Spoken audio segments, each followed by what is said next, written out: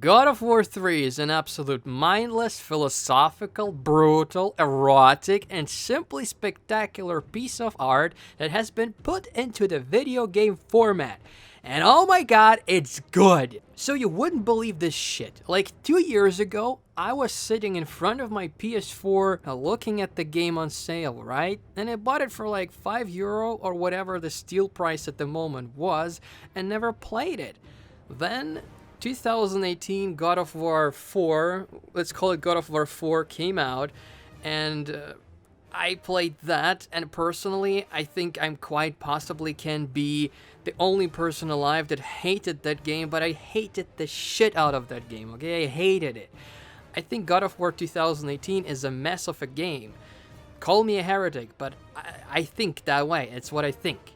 So I finished the game that I struggled to finish, and I couldn't believe that there is a franchise of this Kratos guy. Yeah, God of War 2018 was indeed my first God of War game.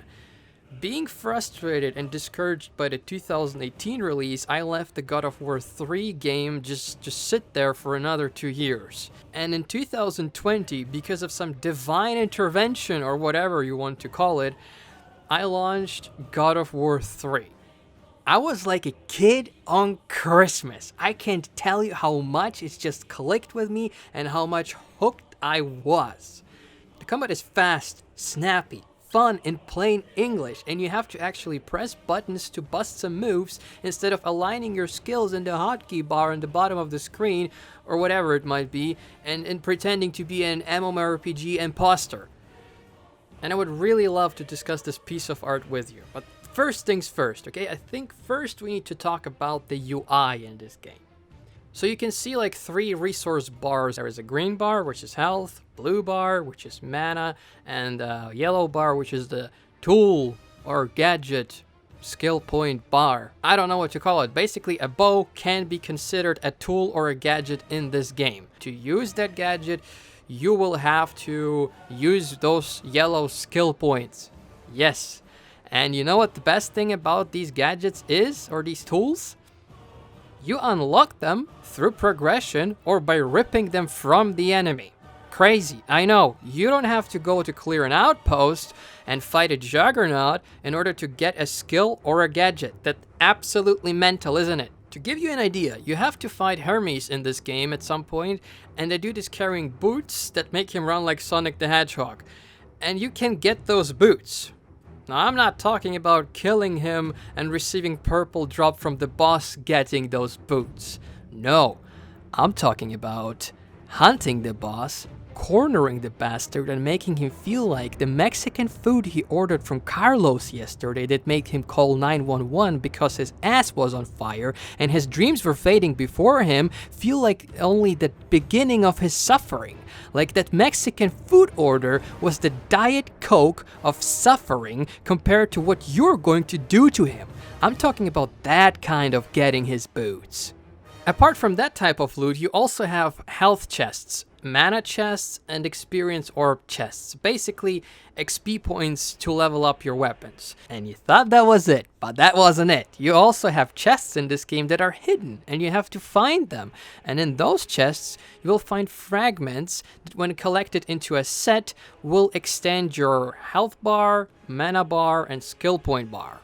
By the end of the game, your resource meter should be full, if you're vigilant. They might not be, and it will be your fault for not exploring the game. Not a case of you didn't clear enough camps or didn't do enough side quests. No, it's up to you. In combat you have light attacks and heavy attacks, both giving you great combos to bring justice to the world. Apart from that, you have a skill attack and a super attack, which is exclusive to one of your 4 weapons. There are 4 weapons in this game, and each one of those weapons will have a skill attack and a super attack. And in addition to that, you also will have these tool skill attacks. Like I said, shooting a bow is also a form of attack in this game. There is a dodge function in the game as well. Yes, you can dodge enemy attacks and parry them. In addition to that, you can grab your enemies and then you will have to make a decision. A, do you want to brutally execute your enemy? B, do you want to brutally execute your enemy Or C, do you want to brutally... Pretty simple and straightforward combat system, but oh lord, you can get creative with it. The combat itself gets interrupted a lot by QTE moments, which are basically fatalities, or rather brutalities for your enemies. There are no such thing as fatalities in this game. You just do everything in the most brutal fashion ever. I gotta say, I didn't mind those moments, these QTE moments.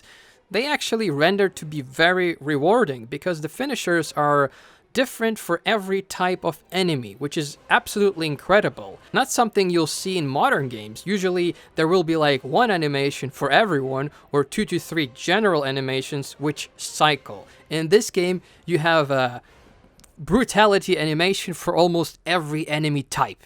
It's insane. Which brings me to enemy variety. I have no words for that either. It's insane. There are so many types of enemies in this game, and there aren't really that many enemies that are just bottom meshing punching bags.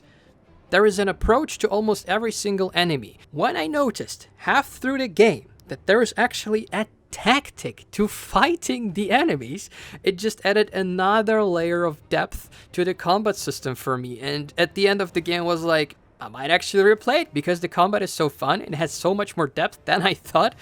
I might actually have fun again. The leveling system in the game is very basic. There isn't that much depth in terms of stats. You just get additional combos, which in turn add depth to the combat, which is more fun for you. Also, there is something hilarious about this game. You can farm experience points by having sex with Aphrodite. Not much, but it's honest work. You can do it. Yes, you can have sex in this game, and no, it's not censored, it's just partially censored. If you want to have more information about how it's censored, buy the game or look it up on YouTube, it's there.